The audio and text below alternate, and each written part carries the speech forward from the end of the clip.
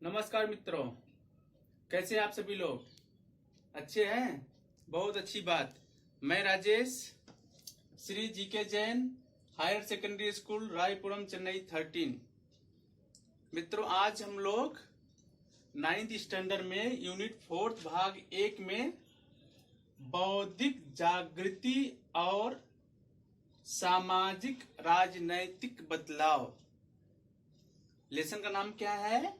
बौद्धिक जागृति और सामाजिक राजनैतिक बदलाव। आप पाठ के नाम से आपको संदर्भ मालूम पड़ रहा होगा। बौद्धिक जागृति, बौद्धिक बुद्धि, जागृति, जागरूक करना। समाज में लोगों को,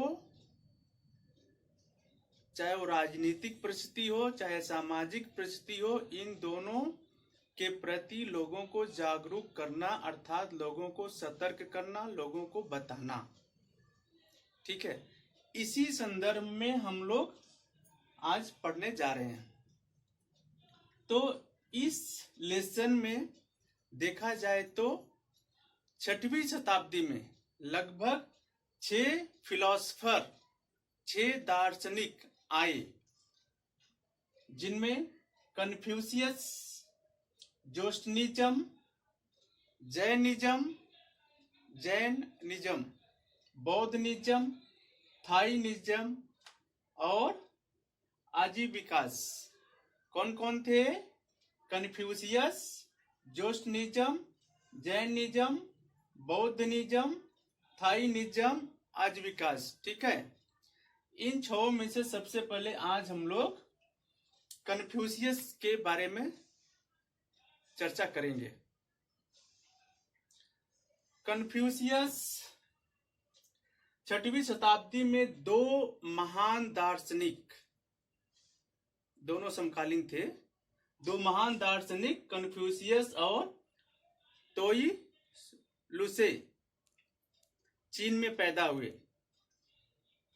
ठीक है, तो कन्फ्यूशियस का जन्म 28 सितंबर 551 ईसा पूर्व चीन में हुआ था। कन्फ्यूशियस का वास्तविक नाम था फौजी खुजी था। इनके 3 वर्ष की आयु में ही इनके पिता की मृत्यु हो गई। कम उम्र में जब पिता की मृत्यु हो गई तो ये पूर्ण रूप से अपने माता के ऊपर निर्भर रहने लगे और 40 उम्र की अवस्था, इनकी माता की अवस्था होते होते उनकी माता भी क्या है, माता का देहांत हो गया। ये जीवन से ही एक गंभीर और सशक्त चरित्र निखर के इनके सामने आया और ये बचपन से ही शिक्षा में, सामाजिक कार्य में, धार्मिक कार्यों में इनकी रुचि बहुत ही गहरी थी। समाज में व्याप्त कुरीतियों, बुराइयों को देख करके इनका मन बहुत व्यथित था। इन सामाजिक बुराइयों को दूर करने के लिए इन्होंने सोचा कि जब तक हम एक शिक्षक यानी कि एक अध्यापक का कार्य हम नहीं करेंगे, तब तक हम लोगों के पास अपने विचारों को नहीं पहुंचा सकते। इसलिए बहुत कम उम्र में ही ये एक अध्यापक, शिक्षक बन गए और अपने स्कूल में बच्चों को बुला करके पढ़ाना ये शुरू किए। और जब बच्चों को बुलाकर अपने स्कूल में पढ़ाना शुरू किए तो ये अपने विचारों को धीरे धीरे उन छात्रों से अवगत कराए जो आगे चल करके एक क्रांति का स्वरूप देखने के लिए मिला। इनके दैनिक जीवन में देखेंगे तो सामाजिक, दार्शनिक, राजनीतिक विचार को कन्फ्यूशियस के नाम से जाना जाता है। इन्होंने जैसे जैसे समाज में अग्रसर हुए, समाज में लोगों के बीच प्रचलित हुए, अपने सिद्धांत, अपने कानून को बताया और लोग इनके कानून को मानने के लिए तैयार हो गए। तो इनमें से सबसे पहला आया इन्होंने क्या कहा कि सामाजिक व्यवस्था में अस्थायित्व लाने के लिए जोर डाला। सामाजिक व्यवस्था में अस्थायित्व, सामाजिक व्यवस्था मतलब उस समय का जो शासन काल था, उस शासन काल में एक गंभीरता लाने की जरूरत थी। उस शासन काल के दौरान जो भी अखंडता थी, जो नियम को नहीं मानते थे लोग, उसके खिलाफ एकजुटता की इन्होंने आह्वान किया।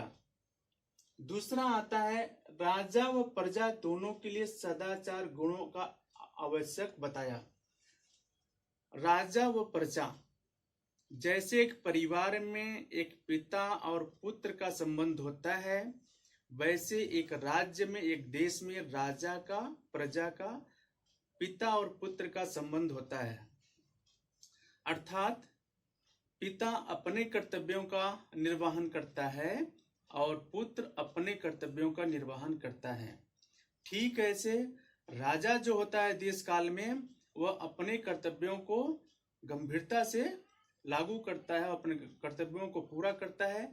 ठीक उसी प्रकार से उसकी प्रजा भी राजा के साथ कदम से कदम मिला करके उसके शासन में, उसके कानूनों में उसके साथ हमेशा सहयोग देती है। अगर इन दोनों में से कोई एक चीज पीछे छूट जाए या राजा अपने कर्तव्य का पालन न करे, विलासी हो जाए, प्रजा आलसी हो जाए, तो शासन व्यवस्था क्या है, चरमरा जाती है। ठीक ऐसे पिता पुत्र का जो संबंध होता है, यदि पुत्र पिता की आज्ञा का अवहेलना करता है तो वहां पर परिवार क्या विखंडित हो जाता है। यह समझाने का प्रयास कन्फ्यूशियस ने किया और इसके बाद में जोर डाला। नेक्स्ट है राज्य को शासक के परिवार का विस्तृत रूप कहा। राज्य को शासक का जो राज्य होता है वह एक परिवार के समान होता है, और शासक यानी कि जो शासन, देखिए शासन और शासक दो चीज है।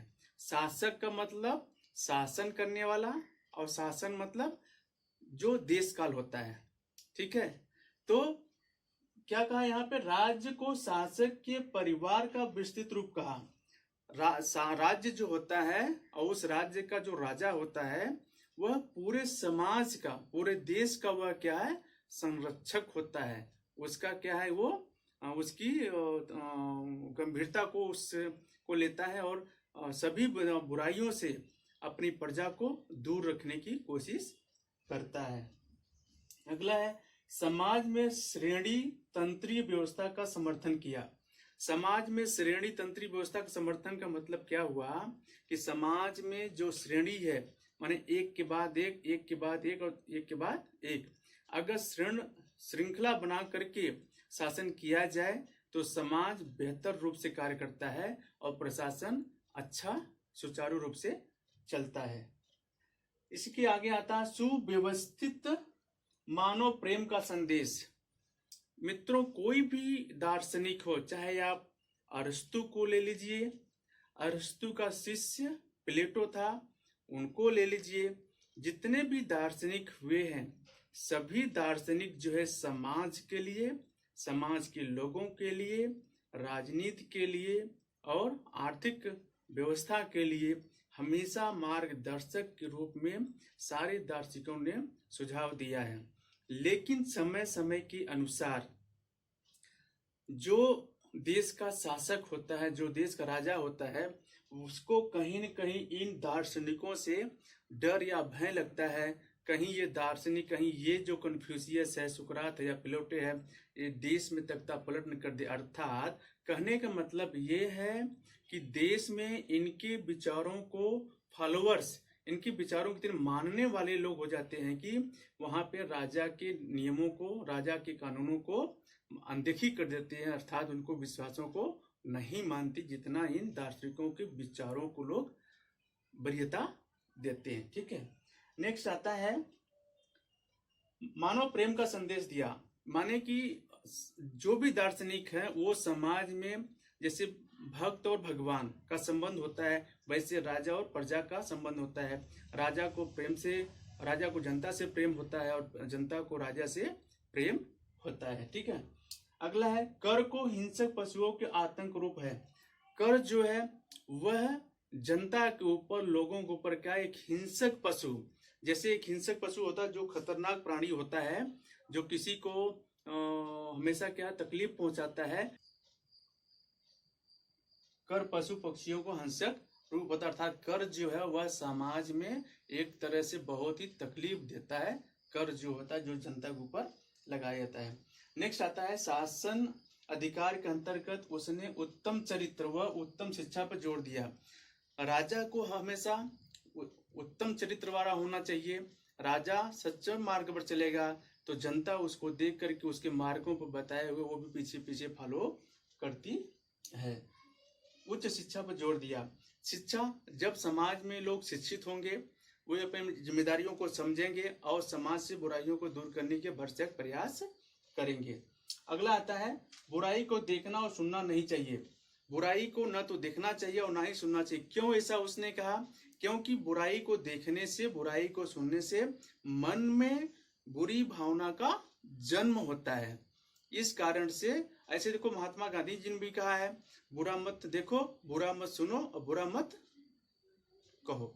ठीक है, ऐसा उन्होंने भी कहा था। तो जो भी बड़े बड़े संत महात्मा हुए हैं अपने अपने विचारों के माध्यम से लोगों को साक्षात करने की हमेशा कोशिश किए हैं। समाज से अंधविश्वास, बुराइयों को दूर करने का हमेशा प्रयास किया गया है।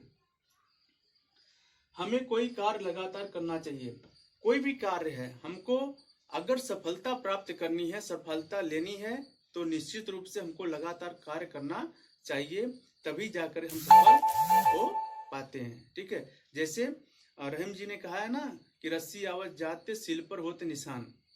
जब एक रस्सी के माध्यम से पत्थर कट जाता है तो हमारे अथक परिश्रम से सफलता हमको निश्चित मिलेगी। नेक्स्ट में है, लास्ट में इन्होंने अपना 5 सिद्धांत प्रतिपादित किया है कन्फ्यूशियस, जो उसमें से है मानवता, धार्मिकता, सदाचार और बुद्धि भरोसेमंद। ये 5 इनका थाट है। इन 5 के ऊपर इन्होंने अपने विस्तृत रूप से व्याख्यान समाज में किए हैं। ठीक है, दूसरा आपका आता है ताओनिज्म। ताओनिज्म, ताओ तसे एक कन्फ्यूशियस से 53 वर्ष बड़े थे।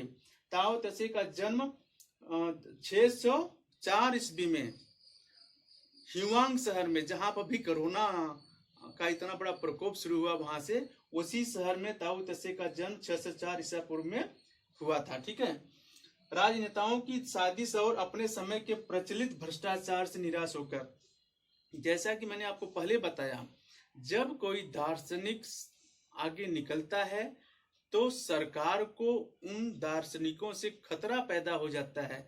क्यों पैदा हो जाता? क्योंकि जनता उनकी फॉलोअर्स बन जाती है।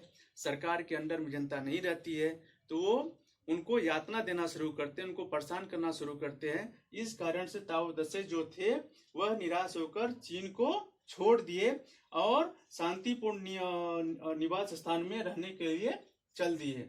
ठीक है, ताओ तसे ने एक पुस्तक लिखी जिसमें उन्होंने 5000 शब्दों में, उस पुस्तक में अपने जीवनचर्या के बारे में उन्होंने लिखा है। मित्रों, मुझे लगता है कि इस समय आपको अच्छी तरह समझ में आ गया होगा। मेरा वीडियो अच्छा लगता है तो लाइक और सब्सक्राइब करना मत भूलिएगा और लोगों को शेयर भी कीजिएगा। तब तक के लिए धन्यवाद।